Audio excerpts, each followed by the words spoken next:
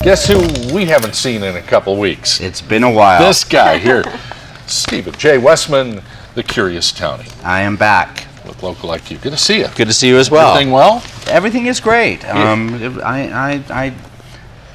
I had a good weekend off, and then we had Labor Day off. So, and you had a little frat party. Huh? it wasn't really a frat party. It was reunion. A reunion frat party. Yeah, so it was kind of a frat party. I felt like 30 years ago. It was, my best friends that I met at UNM campus 30 years ago. It was a sweet, sweet weekend. The guys and the girls showed up, and it was fun. So, and it was another week of recovery. And so here we are. So what have you been keeping yourself busy with? Writing about? I've been, the Townie column has really taken off for me. Yeah. It's been great. This last issue, I got to write about some really fun stuff, particularly Rufus and Izzy Martin, who is sitting here with us today. It was a great issue. My friends Elaine and Tom have their house featured in here. It's only a couple more days on the stands. So grab it if you don't have a copy of it, and then we go into the new issue on Wednesday, so you'll see it on the stands on Thursday. And I've got I wrote about somebody that I met on the show in my column this week. So hey, nice. Yeah. Synergy. I know. Yeah. That's the way it happens. Well, let's introduce our guest here today. This is one of my favorite stores in Nob Hill. Rufus Cohen owns Izzy Martin. About 2 years old in the hood. Yeah, we just celebrated our 2-year anniversary. So we're happy to be in Nob Hill, happy to be in Albuquerque, and we've gotten a great response from people. Nice. Well, welcome to the show. Thanks very much. Let me just say, the way you're dressed seems to be kind of the Albuquerque fashion now. There's definitely a look that I'm trying to provide people with here. We're just giving them better clothes to choose from. There's definitely a lot of interest in denim still. It's a real, still a rough and tumble town, even when people get dressed up. So I like to bring people upscale clothing that they can wear with blue jeans and great denim, great tailored American-made clothing. So that's kind of our shtick. You feel it when you walk in the store. I mean, you've got, like, our table looks like one of your tables at the store.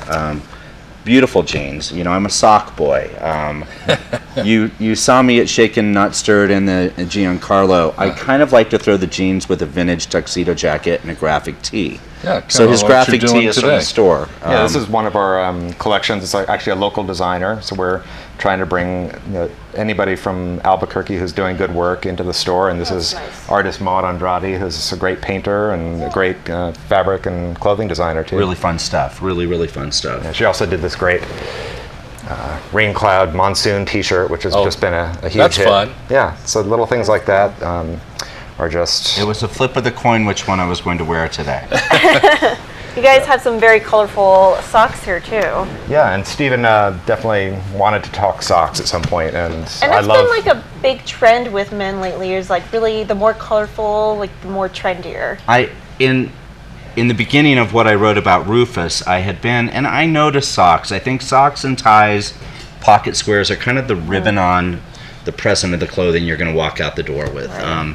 At the opera, I was sitting on an aisle seat, and my attention was diverted because I looked over and almost every gentleman had his leg crossed, and there was this rainbow of patterned, beautiful socks. Like, I missed 10 minutes of the opera because I was looking, I was like, wow, those are great, I want those, I covet those. Yeah, look at those. You see that guys are paying attention to what they're accenting their clothing with, and that's why I spend some time drooling over the socks in the store. Yeah, and when I pick stuff for the store, I try to pick out things that people can work into their wardrobe without having to toss anything away. So I've looked around at what people wear in Albuquerque, and a great, well-made pair of socks is something that's just really easy to kind of work in to your existing wardrobe.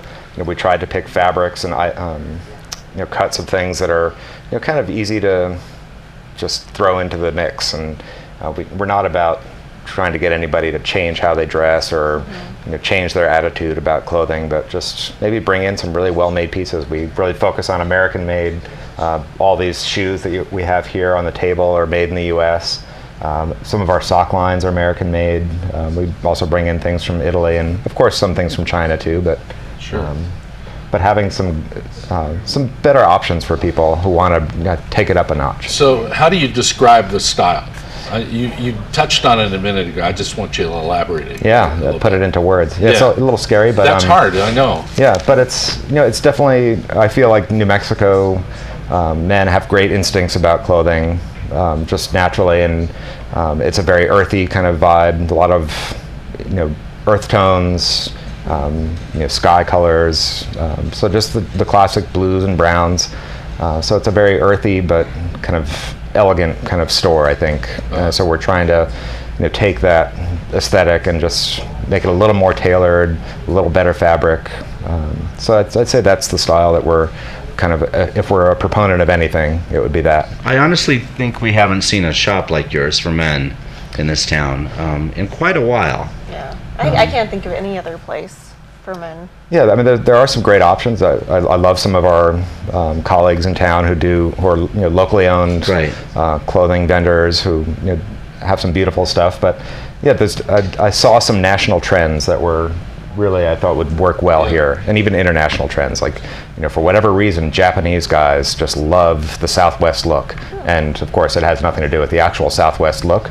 But I like the fact that there's that kind of attention being paid on Western shirts and turquoise and silver and all these other kind of Pendleton patterns that you see all over the world right now. And I thought it'd be fun to bring some of that style back to Albuquerque, where I think it's all from in the first place.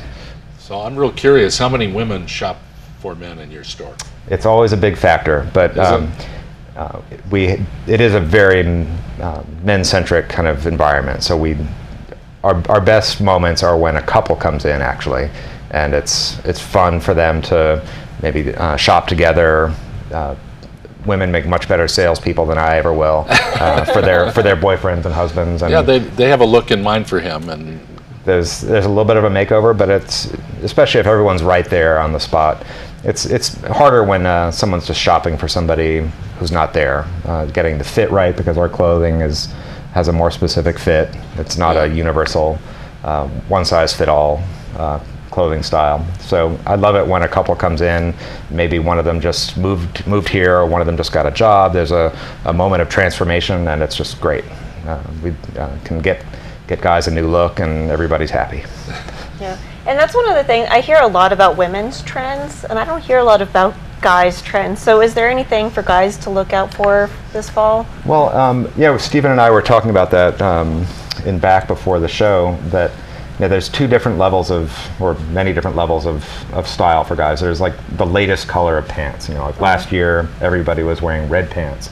And our store doesn't really follow like the little micro trends like that, but as far as like attention to other kinds of details, there's definitely a larger scale trend toward, maybe slim cut pants that are, rather than boot cut, something that's a little bit tailored. These dark colors. This is a Japanese denim that's actually made in Canada. It's raw. It's like Levi's that you would have bought in the 1930s. But this is what guys are wearing all over the world right now, and it's the kind of item that you're going to have for 3 years before it even looks great. Yeah. Actually, it looks great right off the rack. But it fades. To fade and wear in and all that. Yeah. So they've become an investment in your wardrobe, the jean, definitely. Yeah, and I want clothing that people are going to have for a long time. So I'm looking at the trends that, and I think something that's tailored a little bit closer to the your actual body shape, and rather than something that's loose and baggy. That's a trend that's been kind of developing for quite a few years. Now, neckties aren't out. You have some. Yeah, and we wanted to provide some ties that might have been harder to find elsewhere in town. We have unusual fabrics. This is a wool tie for winter, and it's just a great American-made plaid that you can see that Very nice. Goes with all kinds of colors. We have some novelties. This is a flannel cotton tie, which you're just not going to see every day. Yeah. And just some classics. A cotton Those summer are tie. good. With the right shirt, it's perfect. Yep. And again, these are it makes a little bit of a statement to put on a skinny tie.